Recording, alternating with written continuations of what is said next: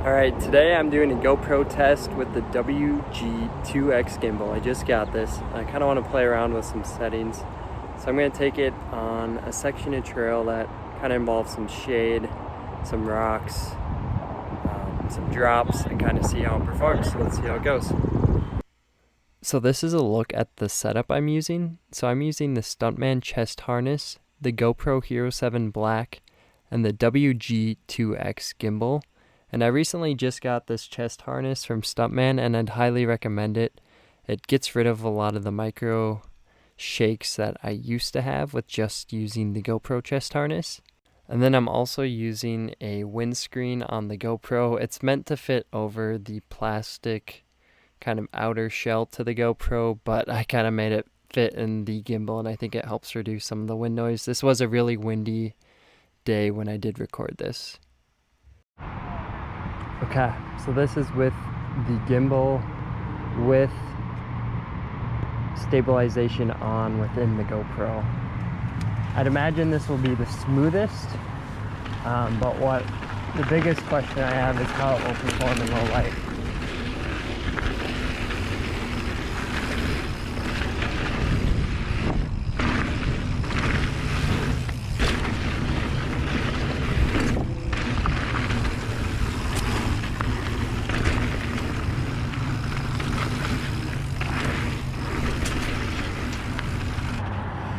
Okay, so now we have stabilization off on the GoPro, and the GoPro's still on the gimbal, the WG2X.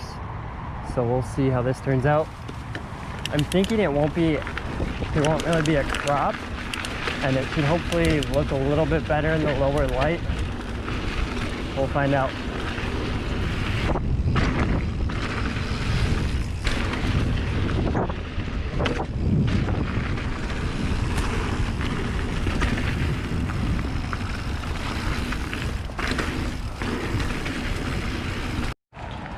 Okay, so for the last test, we have GoPro stabilization on. It's not on a gimbal, it's just on the test mount.